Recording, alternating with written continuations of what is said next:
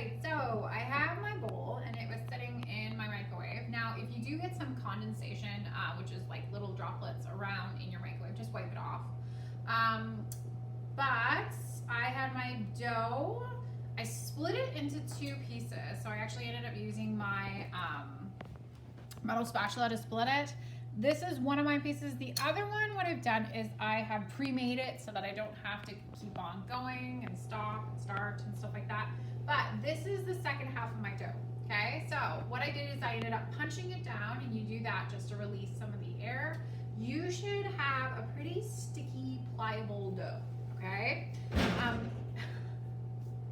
was just my oven, it's all good.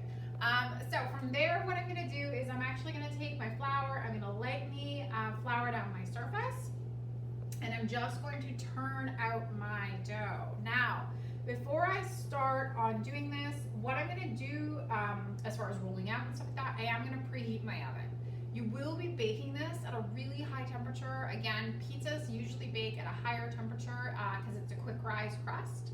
And so I've already put it in, I've already preheated my oven. So you guys will be preheating it to 450 convect or 475 bake. Please make sure that your oven rack is in the middle.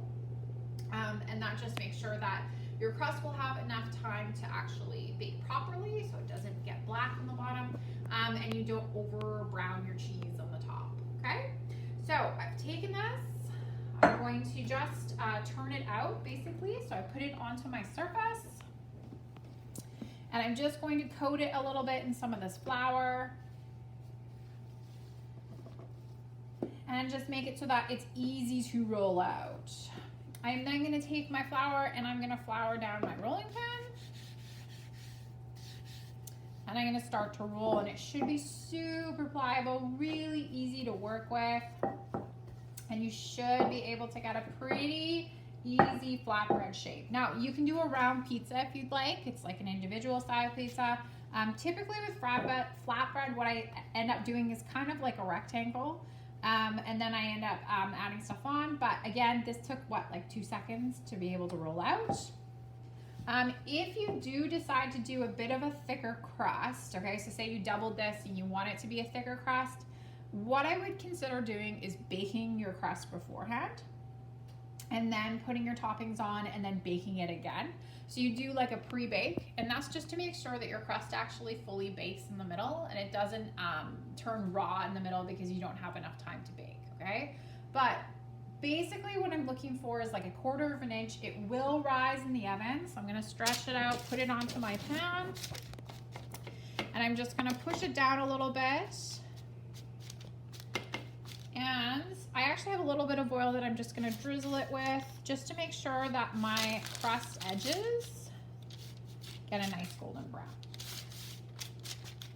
Now, I'll let this sit and then rise on here for a little bit. If it ends up rising, or if I'm worried about air pockets, so that's the other thing. If I want like a flat pizza, what I'll do is I will prick it with a fork.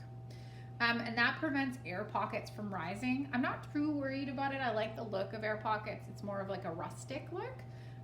So I'm actually gonna leave it as is for now. And then I'm going to prepare my toppings. So I have cheese that I have already grated. And I have a mixture of cheddar and mozzarella that I've got.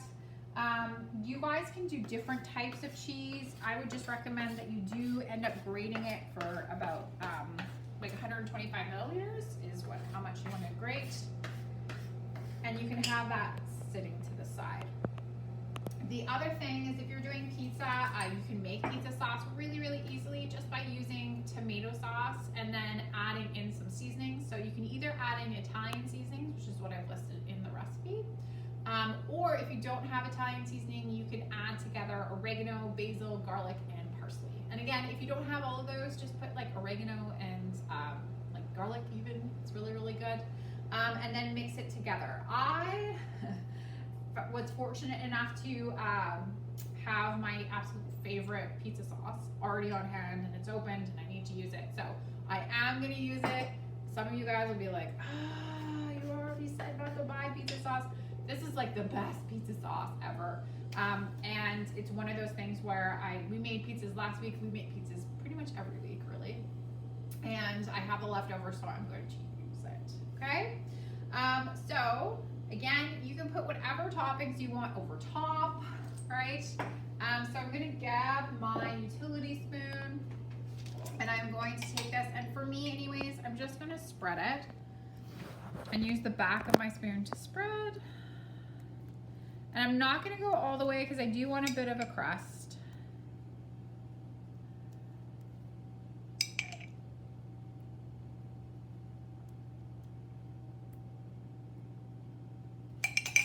And then I'm gonna grab my cheese and just put it over top.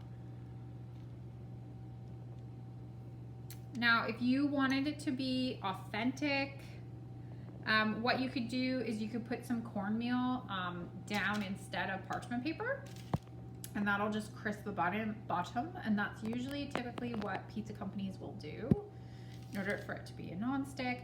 If you happen to have a pizza stone at home, you could 100% do this on that too.